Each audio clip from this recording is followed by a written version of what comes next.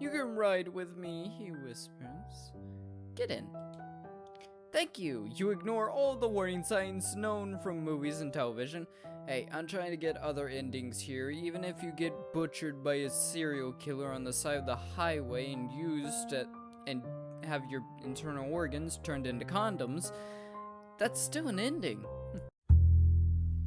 To Harbor into the alleys. Sees the only ones available now. Well, alleys, I think I know what that's gonna be no matter what. Harbor, has that changed now that I got into the police station? No. Well, I tried. Okay, backing up a little bit. So, my secondary plan for if the police station bore no fruits was to back up a bit. Before the room at the Glimmin Hotel, before anything else of that sort, there was another point in time where interesting shenanigans occurred, and maybe less death can occur, or more, if we're lucky. Boston, Park and Ride, 22nd of September. This is where we began the game. This is after our interaction with Denise? Whatever the one chick's name was. This is after our interaction with her, just after having left her office looking to head to Innsmouth. We'd not gotten there yet. There was several ways I was able to transport myself to Innsmouth. I want to see if some experience with the other ones could give me some hints. I'm just trying to work any angle I can before moving on to trying to look up hints for the endings to figure out how to get them, because at this point in time, I'm a little stumped. Your fingers gently stroke the banknotes inside your coats as you leave your apartment at dawn. Only over your dead body will you waste this money for actual expenses. You've never had good experiences with public transport, so you decided to give hitchhiking a go. At this time, you usually still roll around in bed, restless for another 2 hours or so. You are at a park and ride area, which is located at an intersection in 2 county roads. Is this really a thing? Park and ride? This is where students and low-income earners meet to share the fuel costs of a long trip, and you often see nomads and vagabonds trying to catch a free ride. You're confident you won't be put in the last category, at least not today. Low clouds hang in the Boston sky. The air is gray, cold, and wet, and the progress of your mission depends on the clarity and composition of the strangers. Compassion of strangers. Yeah, this is gonna be interesting. Miserable. Oh, this is gonna be problematic. I don't know what I picked. Optimistic. I have a feeling I picked miserable the first time. You got a good feeling about this. The secret is to make a good impression, so as not to scare away any potential opportunities. It is best to hide your true character until you're in the car. Yeah, that's when you pull out the knife and shears and cheese grater. Don't ask what it's for, but it is important. This is definitely going to work, you confidently say aloud. People close to you give you some weird looks. A little girl whose family has just parked their fully loaded van points wordlessly at you. Her mother takes note of you and turns up her mouth. Look, Mom, a poor person. The little one finally delivers a verdict cheerfully. Is there a drop kick the child option? Poor? That's really an exaggeration of the facts, and on top of that, rude. The difference between being poor and being a freelancer. Threatened to beat her up. I don't think I threatened the child the first time around, but considering the way I tend to act, I may have threatened to beat her up. You lift your hand threateningly. I'll show you what it feels like to look poor in the face, you hiss towards her, and regret it immediately. Before you know it, her mother comes to rescue and covers her child's ears, her eyes staring daggers at you. What? The girl asks, confused, and gropes for her ears. You really are a disgrace to expose my little darling to such low puns. Poor in the face. What is that even supposed to mean? You know, I expect to get hit over the head with a baseball bat when I threaten someone's child, not have my puns insulted. What? Your mouth is getting dry. To further evade the conflict, keep threatening, sure. And that means I'll teach your stupid kids manners. If you don't, you say, waving your fists. Stabbing pain freezes you in your pose. The little girl is giving you a surprisingly firm kick against your right shin. You lift your leg to relieve it a little. When you put your weight back in your leg, your knee gives out and you tip over a sack of potatoes. Like a sack of potatoes. You land on the rough asphalt and the child laughs cheerfully. Well done, honey. You always have to stand up to bad people, otherwise they think they can get away with anything. Ouch. Take offense to that. I can get away with anything. Whether or not I'm bad is another matter entirely. Yes, Mommy. A tiny shoe kicks the pit of your stomach. We're getting the shit beat out of us by a child. No wonder we've died so easily. You've earned yourself some ice cream for that, the mother praises her brutal child. I want vanilla. It's the last thing you hear before 3 car doors close. The engine revs. You're lucky the family decides to leave before the little girl can completely destroy you. You're lucky they didn't run you over on their way out. That's when you think, damn it, you could have asked them to give you a lift. You lie in the dirt for a little longer, pondering your situation while your pain slowly fades. You think about trying to hitchhike while remaining in this position, but you come to the conclusion it might not appeal to potential fellow travelers if you're lying so close to dog droppings. Your thoughts roam. Karma? Vanilla. Vanilla. How boring and unimaginative do you have to be to wish for vanilla ice cream when you're in a real ice cream parlor? This girl sucks and is unimaginative, like you thought she would be. Your shin stings when you try to get up. After the 6th attempt, you manage to not collapse again. You brush the dirt off your coat. Hopefully no one has witnessed the spectacle. It's time to consider the options. Here we go. This is the part that really matters. Threatening the child was just a bonus. This is the part that we really need. 3 other hitchhikers have positioned themselves at the exit of the parking lot. A student couple and a punk with a towel around his shoulders. Every now and then a car stops and the driver winds down the windshield to have a few words with them. You join them, position yourself further apart from them. I think when I got further apart from them and did strange poses, which got me a ride with Lenny, so let's try joining them. These people seem to be experienced hitchhikers. Maybe you can learn from them. Hey, you call out to the couple, hesitantly waving your hand. Hey, says the one. Hey, says the other. There you go. Where are you heading? Where are you heading? You ask the others. The young couple exchanges insecure looks. Springfield, the woman mumbles without looking you in the eye. The two were probably not prepared for conversation with other travelers. The punk ignores you. He has already flagged down a car and is talking to its driver. He disappears in the passenger door. Stand at the edge of the exit of the parking lot and stick out your thumb like a hitchhiker. Oh. Okay, stick out your thumb. This is the part that matters. So we can stick out our thumb like a hitchhiker, act normal, or do what I did the first time, which got me a ride with Lenny. Stick out our thumb like a hitchhiker. You decide to stand there harmlessly with your briefcase by your side and point your thumb towards exit. Classic hitchhiker style. When you're already starting to ask yourself whether you look like someone who works for the taxman or like some sort of hitman, a car comes to stop next to you. You get goosebumps. All of a sudden, your mouth is completely dry. It's a wood panel station wagon. The window is rolled down and a hand appears. You can't see the driver in the dark of the car. The hand beckons you over. Say hello.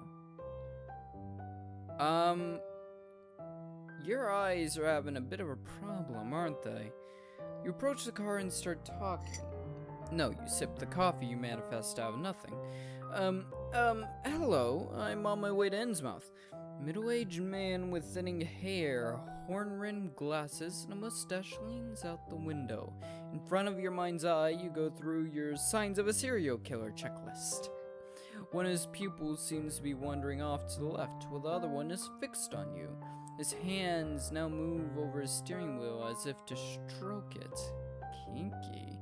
You can ride with me, he whispers. Get in. Thank you. You ignore all the warning signs known from movies and television. Hey, I'm trying to get other endings here. Even if you get butchered by a serial killer on the side of the highway and and have your internal organs turned into condoms, that's still an ending. And get into a station wagon with a queasy feeling. Is this really better than the bus? You walk around the car and the owner opens the passenger door. When you drop into the seats, you notice a weird smell. That must be detergent. At least there's proper hygiene. Ha! Alarm goes off in your reptile brain. Reptile brain? Hank, the driver mumbles and steps on the gas pedal. With a jerk, the car starts moving. The back of your head is abruptly pressed into the headrest. Here we go, open road. Think about what to say. In a bit of a hurry, are you? What brings you to Innsmouth? What brings you to Innsmouth? Hello? What brings you to Innsmouth? You say, lighting up the strange mood in the car. The man licks his lips before answering. Special business. He turns to you now and seems to ignore the road in front of him. Innsmouth is interesting because not too many questions are asked there. It's a bit like a black hole, you know? And some people, well, the town just swallows them up. The alarm goes off in the back of your mind. Laugh and politely nod. A black hole? Laugh and politely nod. Haha, you say mechanically. What's so funny about that? Hank asks, so quietly that his voice almost blends in with the noise of the car. What the hell is he doing? I honestly don't know. You're trying to stay very calm when you speak, trying to convince yourself that you're not actually sharing a car with a disturbed serial killer. Oh, you don't know the half of this. You don't know the half of your situation. Hank thumbs tenderly caress the steering wheel, then the car slows down. The countryside that was just passing you now comes to a standstill. The car stops a few meters off the road, next to the bare field. I think you should get out, he whispers. Protest, no. You feel like you've been hit on the head. What? What are you talking about? Hank clears his throat quietly. Don't hold it against me, but I think you are, a little scary. You're not exactly what I imagined when I picked you up.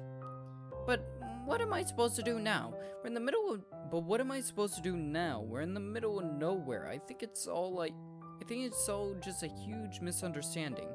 You're clinging to the passenger door with its window half down. Please, I can change, you beg. Without looking directly at you, Hank leans over and winds up the passenger window.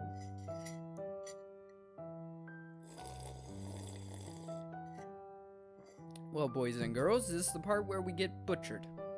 At the last moment, you pull your fingers back, just before they get trapped in the glass. The car slowly returns the road and steadily gains speed. Bye, you call out after him as if what just went down had happened by mutual agreement. Rough wind whips you in your face. It's strong and feels almost as if an invisible hand was pushing you back in the direction you came from. Oh, we got kicked out of the car. Okay, well, we're not gonna get butchered then. All by yourself, you stand there by the side of the country road. Continue on foot. Check your phone and... Okay, I'm completely confused. What goddamn year is it? You have a phone. You got your degree for being a detective online, yet it seems like it's the 1800s. You check your phone and your hope of just ordering a taxi for the rest of the way is immediately dampened. No reception. You decide to continue on foot in the hopes that someone will pick you up along the way. A field right by the road turns out to be perfect for the perfect hitchhiking trail towards Innsmouth. At least you assume Hank hasn't lied to you. It is to be expected in your current situation, but you feel incredibly alone. No one seems to be leaving Innsmouth, and no one seems to want to travel there, apart from you. A flock of birds form gigantic, ever-changing constellations on the horizon. They seem to you like waves pouring over the landscape, only to rise again at the last moment. Curious, what kind of birds? These repeating patterns remind you of those kaleidoscopes you liked as a child. You liked to look at as a child. You can't see the end of the road or any kind of landmark on the landscape, neither in front nor behind you. A strange feeling of emptiness spreads through you. Start singing. Singing has always cheered you up, no matter how bad things are around you, and most of the time, things are awful. Classics. As an aesthetic, you don't care about contemporary music. Instead, you start humming one of the real classics. You know, that one that starts very slow, then gets faster, bit by bit, then ends up in a loud and hysterical burst. What's the title again? A Night on a Naked Mountain? Yes, that must be it. You give a long, deep sigh. Once again, no one was around to witness your genius. When will people finally realize what a gifted artist walks among them, unrecognized and underpaid? An hour passes until a repeated honking of the horn rips you from your thoughts. You turn around and notice a car actually slowing down and stopping next to you. The red station wagon is like a mirage in the gray wasteland that surrounds you for far too long. An older couple takes the trouble to get out of the car. Worried faces look at you. The driver keeps a little distance. His wife approaches you. "What are you doing out here, all alone, sweetheart?" the woman asks. Her hands touch your arms in a caring manner. A little human warmth. You hadn't realized just how much you needed out here. "I'm going to Innsmouth," you answered a bit awkwardly. It still feels surreal. Apparently, you've actually come across normal people. Wow, that's a first. "That's where we're going." Looking for confirmation, the woman looks at her husband. George rolls his eyes. You feel like an only partially welcome, flea-infested mutt that someone's picking up from the side of the road. Yep, George finally comes out. His wife gives him a punishing look. He throws his hands over his head and shovels back to the car. His wife puts her hand on your shoulder. "Get in the car with us. I'm Ellen. The grouch is my husband George. Inside, he's a good guy. Trust me." "Hello? I feel like I've seen you before." You squeeze yourself into the remaining seat in the back of the station wagon, between ice boxes and sports equipment, and fumble for the safety belts. The engine revs and the car starts moving. Delighted, you notice that the interior of the car is warm and cozy, the ideal ride.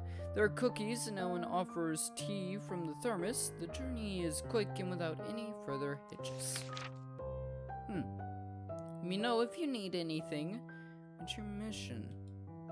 I'm investigating a private matter. I'm supposed to find a little girl who ran away from home. You've ished the little Polaroid photo out of your coat pocket and hand it to Ellen. Good heavens, she puts her hand over her mouth. Such a cute little thing. When we see her, we'll let you know right away, won't we, George? Yes. You doubt that George's heart is really in it, but at least Ellen seems to honestly want to help you. You scribble your phone number on a piece of paper. Well, that's interesting. Innsmouth, town's limit. At some point, the vehicle leaves the country road and turns near a wooden sign. It says Innsmouth, written in big red letters, which are slowly peeling off the sign. Your journey continues along a narrow and bumpy country lane with a lot of potholes. In the distance, you can already make out a few houses. Seagulls are circling the roofs at the far side of the coastal town. You approach another wooden sign with the words cars Cars on diversion scrawled on it messily. An arrow underneath points to the right. The sign points away from the route that leads directly to Innsmouth, presumably a diversion. You are sure the other board directly underneath, with the words other routes, actually points in the direction leading directly into town. Odd. Indicating he wants to turn into a diversion lane. Yeah, let's not get involved. Let's see what happens. The vehicle turns off to follow the diversion routes. An even bumpier path leads you not to the city center, but to what with only a good deal of wheel could be called a parking lot. The road stops right at the entrance to the parking lot. Above the entrance, another makeshift wooden sign reads, Innsmouth Park and Rest Area in red paint. Free, we wish you a pleasant stay. Can't help but feel disturbed. Something strikes you as odd. It's the fresh red paint on the sign, the fact that the parking is free, the number of exclamation marks.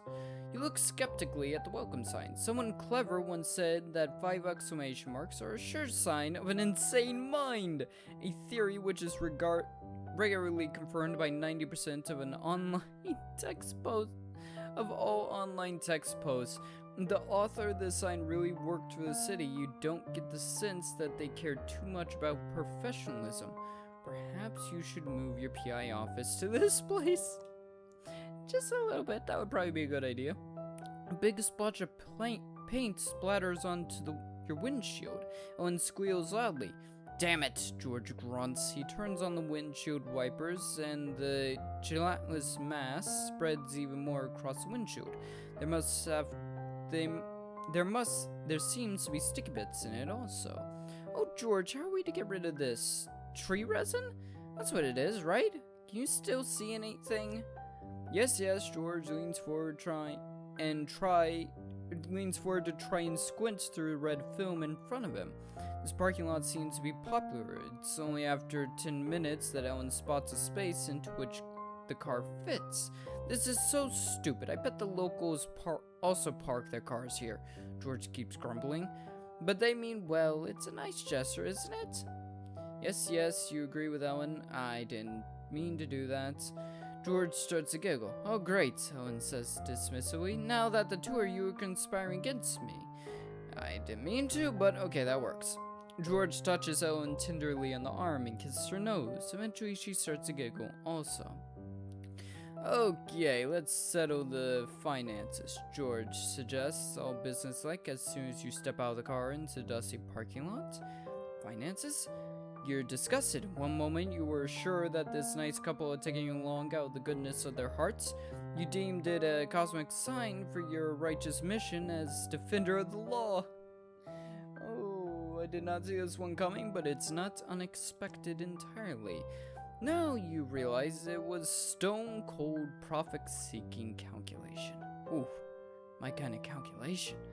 It feels as if someone has told you yet again that Santa isn't real. He's not. Wasn't it charity and brotherly love that made this nation great? It depends on what version of history you read. You think it's simply inhumane to demand money for something so trivial as transport. Yep, deflect. Pretend you're deaf. A sudden idea strikes you. You simply pretend to be deaf. This route has saved you from many precarious situations. Give a crooked smile and shrug your shoulders. You start making a few gestures which you had especially learned for this purpose. Your hands move and your fingers make a series of signs, which, if you remember correctly, ask the location of the closest library. George and Ellen look puzzled. Look at you puzzled. What are you doing? Ellen asks tentatively. You point your ears and raise your shoulders, again with an apologetic smile. Are you deaf? But we were talking to you. Oh, he looks pretty pissed. Are you gonna take a bite out of me? How bad could this go? Throw sand into George's face.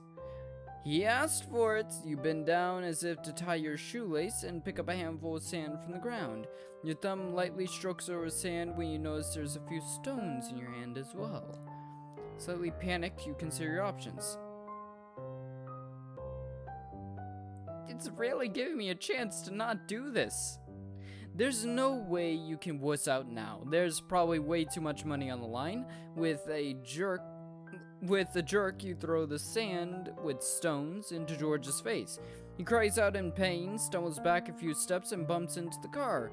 A thin trail of blood is now running down his temple. George! Ellen rushes over to help her husband. Oh no, George, are you okay? She almost trips over herself when she runs over to the car and then rummages around in the boot. George stares apathetically into the middle distance, all the while blood is dripping on his shirt. That escalated quickly. Oh, I got it. Really? You gave me an achievement? Use dirty methods to avoid payments. Oh, you bastard. I'm already being a terrible person, so sure, let's walk away from this. Could this situation have been resolved any differently? Was there an alternate universe in which your driver didn't end up a bloody mess, lumped in the dirt? Probably not. You grab your luggage and leave. The biscuits were really delicious, by the way. Call it to Ellen as you walk off. Probably too late now to ask for the recipe. Yeah, we bludgeoned her husband with sand and stones and basically walked off after having assaulted the poor man. So yeah, maybe just a little bit too late. With quick steps, you make your way into the town center in the direction of the coastline. Not long ago, the sun was bright in the sky, but already the first wafts of mist are creeping into the streets. The air feels heavier, and the sun can no longer penetrate the fog. Time to think about where you want to go. Slow down, lean your briefcase against the wall, and you start pacing along a quiet alley. You got an important choice to make right now. The city center is north. Even from afar, you can see the outlines of old, ornately decorated buildings in the main town square. Here, you should find the police station, the main shopping street, and of course the town hall. As a coastal town, Innsmouth, of course, also has a harbor. During your research, you found out that this is a busy area which includes a dreamy beach. You expect there to be mostly tourists. The old town, according to your research, has the only hotel in town, the Gloomin' Hotel. You decide check in and freshen up. When you set off, your heart leaps into your throat. Where a moment ago your briefcase was leaning against a wall is now nothing. Disturbed, you walk up and down the street, peer into alleys and over a fence, but there is no one in sight. Did you actually bring your briefcase and put it down here? Or are you going mad? At least you can take comfort in the idea that the thief will be surprised by what he finds. Okay, I've seen this before. Piece of paper with phone numbers, but no names on them. Sweet. Scrunched up underwear.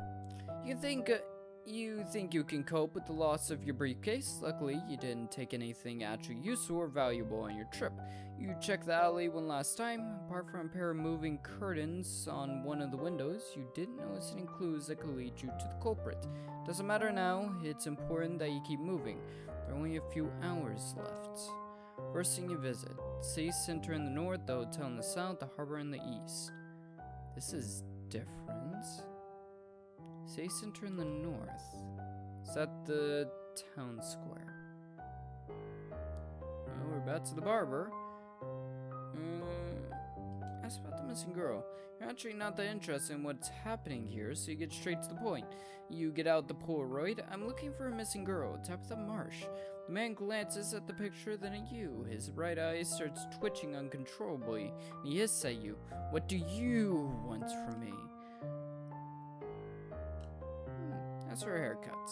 So, if I ask for a haircut... Yes... Take off your hat and run your hands over your bald head. I think I considered this once before. After removing a thick layer of dust from the ink, the old man looks up. When his eyes see your bald head, his face falls. Is this some kind of joke? He takes a step back and tries to steady himself against a shelf of shampoo samples, some of which falls to the ground. His confused face distorts into a crazy grimace. The barber seems to regain his composure. Without taking his eyes off of you, he fishes something out of his jacket pocket. What's about to happen to us? All I wanted to do was to get a haircut for my bald head. Is that too much to ask? Oh, and starts walking towards you with a strange smile. Try and calm him down? Sir, calm down. This is simply a misunderstanding. With a surprisingly smooth movement, Mr. Boldswin suddenly holds a blade against your throat. You think you can just wander into my shop, cause a scene, and make fun of me? The blade firmly pushed against your throat. And get away with it? I cut a burning sensation. Don't think so. And I've been murdered by dollar store. I forgot the name of it. Demon Barber. Mr. Baldwin cuts your head off. Jesus, just a little off the top. Well, that was interesting. Yeah, I have a list here of the endings. It doesn't say what the ending actually is. It just says the name of the ending. And it just says the name of the ending and a hint below it as to how you managed to do it. Okay. Well, that's another ending. For right now, I'm going to leave this somewhat interesting episode of the Innsmouth case off here. It's very clear, considering there is apparently a brothel around here somewhere, that there's a lot to this game that I've yet to find, and it's going to be difficult to find it. At least I'll have some idea of what I'm looking for. Maybe. I really don't know. There's so many different paths. It'd be nice if I had like an ending path tree and I could kind of jump around on that. I think Air Marty, that's a game. It has a winding path tree that you use to navigate between endings, and it helps you find all the endings. And I wish this game had something like that. Something to just help understand where the different branching paths happen, so I can better find the ending, but I guess that's sort of the point of it. Either way, for right now, I hope you all enjoyed this episode of the Innsmouth case. If you did, there's a playlist down in the description. You can watch all past and future episodes as well. Think about leaving a like, comment, subscribe, all the good stuff. And that, be good, be well. I see you all in the next one. Goodbye. Oh, Jesus Christ, I need some sleep.